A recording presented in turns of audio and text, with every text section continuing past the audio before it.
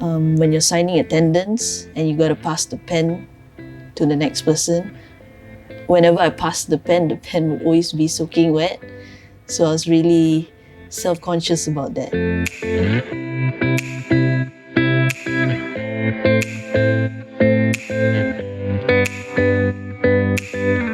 I started becoming aware of it when I was 13 years old, and that was the time when I started going for tuition because I was in an all-girls school. When I went to tuition, there were guys there also, and I wasn't really used to that, and I'm kind of a shy person. So when I became nervous, that's when my hands would start sweating. It would be to the point where sometimes my hands would be dripping with sweat. It would get even worse when, let's say, a guy was sitting next to me and I would be writing an essay and my hands would be sweating. And it's quite obvious that my paper would get smudged. It would tear a bit because my hands are so wet.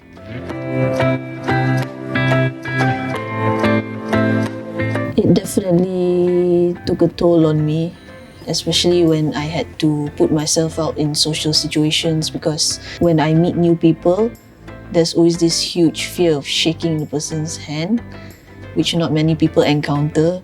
But because of my condition, I would always have this fear of making the other person's hand wet. So in situations where the fear is like overwhelming, I would actually step back and it would actually come off as being rude.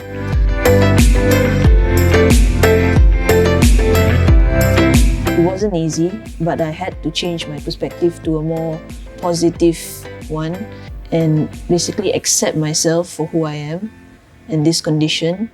And I now no longer look at it as a limitation or a challenge. For example, just carrying a simple handkerchief around makes me feel secure because I know it's absorbing all my sweat. And when I shake a person's hand now, I keep in mind to just wipe my hand briefly before shaking the person's hand.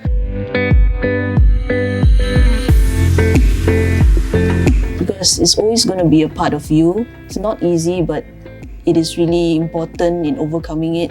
And you have to know that you can't let this condition stop you in any way, stop your potential, stop you from meeting people.